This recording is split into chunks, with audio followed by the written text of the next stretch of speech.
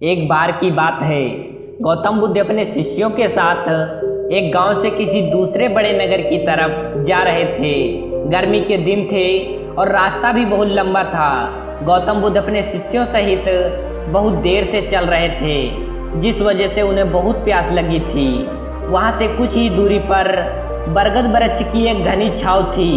सभी लोग उस वृक्ष के पास पहुंच जाते हैं और महात्मा बुद्ध अपने शिष्यों सहित वृक्ष की घनी छाया के नीचे विश्राम करने लगते हैं। बहुत देर चलने की वजह से सभी का गला प्यास से सूख रहा था। यह बात बुद्ध जानते थे। बुद्ध ने अपने एक शिष्य को कहा, आप इस बरगद की छाया से 20 कदम दूर जाकर बरगद की 2 बार परिक्रमा करके वापिस आ जाओ। शिष्य वैसा ही करता है जैसा बुद्ध ने बताया था। परिक्रमा करने के बाद जब शिष्य महात्मा बुद्ध के पास आया तो बुद्ध बोले कि क्या आपको किसी ठंडी हवा का अनुभव हुआ था? शिष्य बोला, हाँ महात्मा बुद्ध, उस उत्तर दिशा की तरफ से मुझे कुछ ठंडी हवा का अनुभव हुआ था। शिष्य की यह बात सुनकर महात्मा बुद्ध शिष्य से तुरंत बोले कि उसी दिशा में चले जाना, जरूर वहाँ से कुछ ही दूरी पर एक तालाब अवश्य मिलेगा।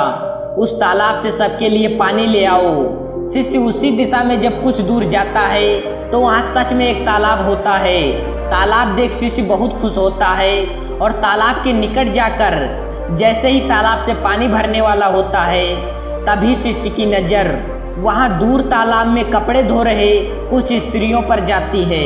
यह देख शिष्य मन में सोचता है कि यह पानी तो गंदा हो गया है। लेकिन जब शिष्य ध्यान से तालाब में पानी को देखता है कि अभी भी तालाब का कुछ पानी साफ है, इतने में 2 बैलगाड़ी जोर से तालाब के किनारे से होती हुई निकल जाती हैं। बैलगाड़ी के पहिए तालाब की मिट्टी के ऊपर इतनी जोर से निकलते हैं कि तालाब के नीचे बैठी बहुत सारी मिट्टी तालाब के ऊपर आ जाती है, जिस वजह से तालाब का बचा हुआ पानी भी गंदा हो जाता है। यह देख शिष्य बिना पानी लिए क्रोध में महात्मा बुद्ध के पास वापिस चला जाता है। शिष्य बड़े ही निराशा भाव से महात्मा बुद्ध को सब बात बताता है। शिष्य की बातें सुनकर सभी शिष्य बोले कि हमें तुरंत यहाँ से निकलना चाहिए, किसी दूसरी जगह पानी की खोज करने के लिए, वरना प्यास के मारे जान निकल जाएगी। इधर महात्मा बुद्ध सभी को शांत होने के लिए कहते हैं और बोलते हैं कि धीरज रखो, कुछ देर तक यहीं बैठो, उचित समय आने तक संयम बनाए रखो।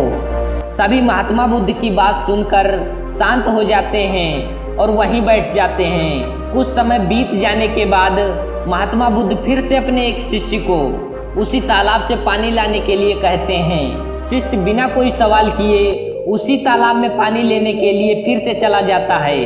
तालाब की हालत देखकर शिष्य को यकीन ही नहीं हो रहा था कि तालाब का पानी पूरी तरह से साफ होता है। यह देखकर शिष्य बहुत खुश हुआ और पानी भरकर महात्मा बुद्ध के पास जाता है। सभी ने पानी पीकर अपनी प्यास बुझाई, लेकिन अभी भी सबके मन में एक सवाल था कि आखिर यह चमत्कार कैसे हुआ। तालाब का तो पानी सब गंदा था। उन्हें लगा कि जरूर ये बुद्ध की शक्ति है। इनमें से एक शिष्य ने महात्मा बुद्ध से ये सवाल पूछ ही लिया कि ये चमत्कार आपने कैसे किया।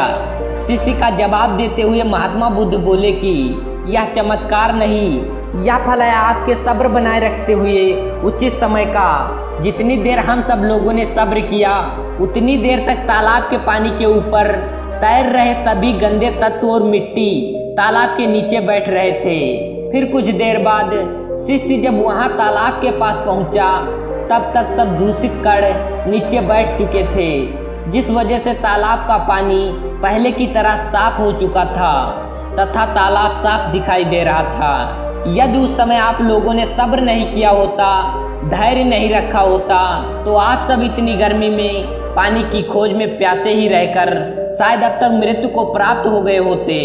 क्योंकि यहाँ से कोई अगला तालाब है या नहीं है, तो क्या उसका पानी साफ होगा या नहीं होगा, इन सब कारणों से आप सभी प्यास ना बुझा पाते और प्यासे ही मर जाते।